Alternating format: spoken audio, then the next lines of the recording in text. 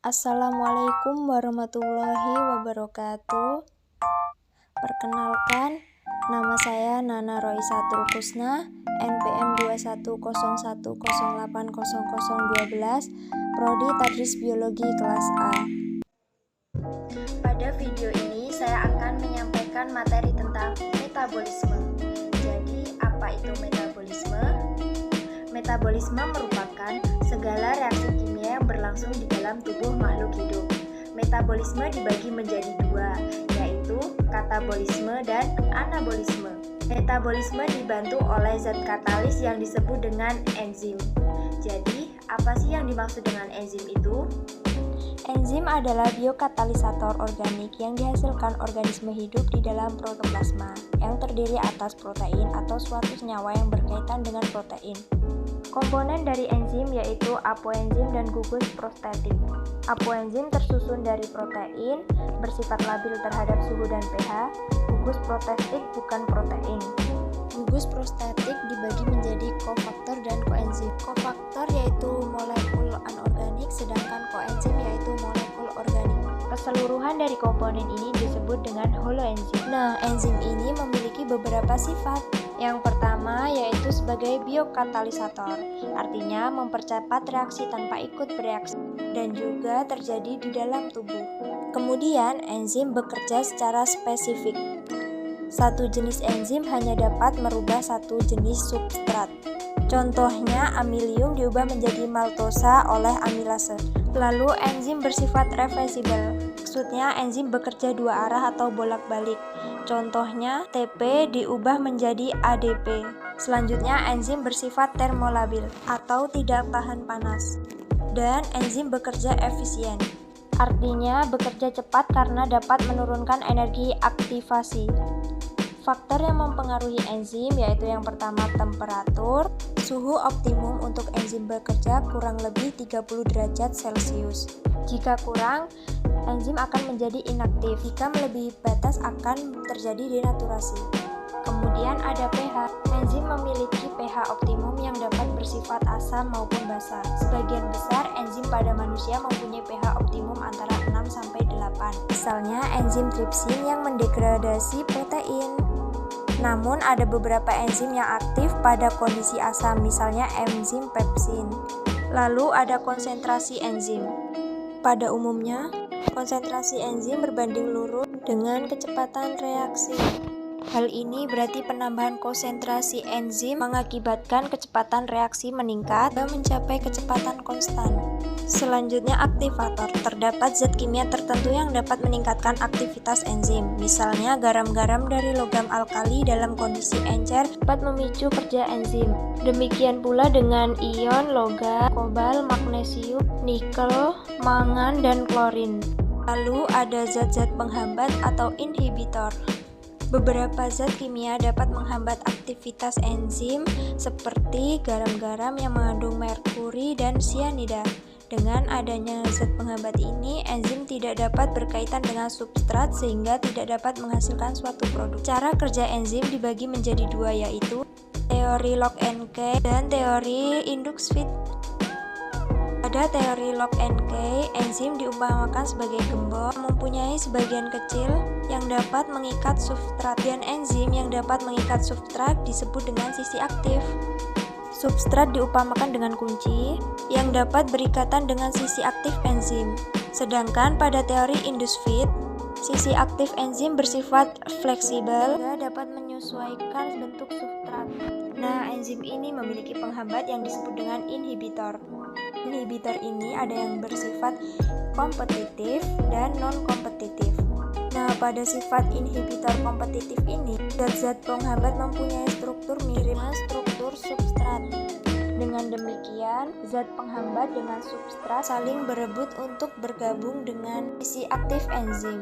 Sedangkan pada sifat inhibitor non-kompetitif, penghambatan dipicu oleh terikatnya zat penghambat pada sisi alpha-strik, sehingga sisi aktif enzim berubah. Akibatnya substrat tidak dapat berikatan dengan enzim untuk membentuk kompleks enzim substrat. Nah, selanjutnya kita akan membahas tentang katabolisme. Jadi, katabolisme merupakan reaksi penguraian senyawa kompleks menjadi senyawa yang lebih sederhana. Biasanya, penguraian ini untuk menghasilkan energi. Contoh dari proses katabolisme yaitu respirasi. Respirasi pun dibagi menjadi dua, yaitu respirasi aerob dan respirasi anaerob. Respirasi aerob merupakan proses pembentukan energi yang membutuhkan oksigen. Adapun tahapan respirasi aerob yaitu glikolisis, dekarboksilasi oksidatif, siklus Krebs, dan juga transfer elektron. Tahap pertama yaitu glikolisis. Tahapan ini berlangsung di sitoplasma. Pada tahap ini, glukosa diubah menjadi 2 NADH, 2 asam pirufat, dan 2 ATP. Kemudian, 2 asam pirufat ini akan masuk ke dalam tahap karboksilatif oksidatif terjadi di matriks mitokondria. 2 asam pirufat ini akan diubah menjadi 2 NADH, 2 asetil-CoA, dan 2 CO2. Pada siklus Krebs ini terjadi di matriks mitokondria. 2 asetil-CoA ini akan diubah menjadi NADH, 2 FADA2, 4 CO2, dan 2 ATP. Kemudian pada transfer elektron dibentuk 6H2O, 3 NADH dan FADH2. Tahapan sebelumnya dioksidasi. Setiap 1 NADH menghasilkan 3 ATP dan 1 FADH2 menghasilkan 2 ATP. Karena jumlah NADH dari proses glikolisis, dekarboksilasi oksidatif, dan siklus Krebs total ada 10, maka 10 ini kita kalikan 3 sehingga menghasilkan 30 ATP. Jumlah total FADH2 yaitu ada 2. 2 kali 2 menghasilkan 4 ATP. Jadi totalnya ada 34 ATP hasil dari oksidasi NADH dan FADH2. Jadi total ATP yang dihasilkan dari respirasi aerob adalah 38 ATP. Nah, kita dapat ketahui dari respirasi aerob yaitu C6H12O6 tambah 6O2 menghasilkan 6CO2, 6H2O, dan energi. Energi ini merupakan ATP. 6CO2 ini didapat dari dekarboksilasi oksidatif dan siklus Krebs. Untuk 6H2O didapat dari transfer elektron. Dan 38 ATP ini didapat dari glikolisis, siklus Krebs, dan transfer elektron.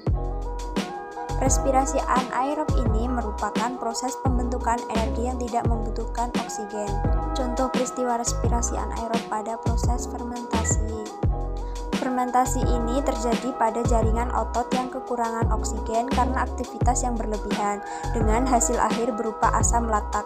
Contoh reaksi dari fermentasi yaitu glukosa diubah menjadi 2 asam pirufat dan diubah menjadi fosfenol pirufat dan menghasilkan 2 asam laktat.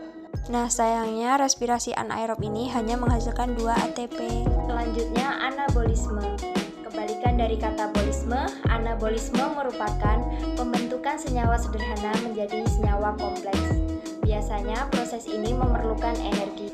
Contoh dari proses anabolisme adalah fotosintesis dan kemosintesis. Fotosintesis merupakan proses penyusunan zat organik yaitu gula dari zat anorganik seperti H2O dan CO2 dengan bantuan energi cahaya. Fotosintesis ini dibagi menjadi 2 reaksi yaitu reaksi terang dan reaksi gelap. Perbedaan dari reaksi terang dan reaksi gelap lihat dari tempatnya. Untuk reaksi terang itu berlangsung dalam gerhana, sedangkan reaksi gelap terjadi di stroma. Kebutuhan cahaya di reaksi terang membutuhkan, sedangkan di reaksi gelap tidak membutuhkan. Untuk bahannya, di reaksi terang membutuhkan klorofil, cahaya, dan H2O. Sedangkan pada reaksi gelap membutuhkan ATP, NADPH2, dan juga CO2. Untuk produk yang dihasilkan dari reaksi terang yaitu ATP, O2, NADPH2, dan reaksi gelap yaitu glukosa. Fotosintesis merupakan proses pembentukan karbohidrat menggunakan energi kimia. Contoh proses ini yaitu pada bakteri nitrifikasi yang memfiksasi nitrogen di atmosfer. Adapun contoh reaksinya yaitu 2 2NH2 ditambah 3O2 diubah oleh nitrosomonas menghasilkan HNO2 ditambah 2H2O ditambah energi sebanyak 158 kilokalori. Kemudian pada 2HNO2 ditambah O2 akan diubah nitrobakter menjadi 2HNO3 tambah energi sebanyak 43 kilokalori. Nah, sekian materi tentang metabolisme. Saya harap materi dari saya bisa bermanfaat. Akhir kata saya ucapkan terima kasih. Wassalamualaikum warahmatullahi wabarakatuh.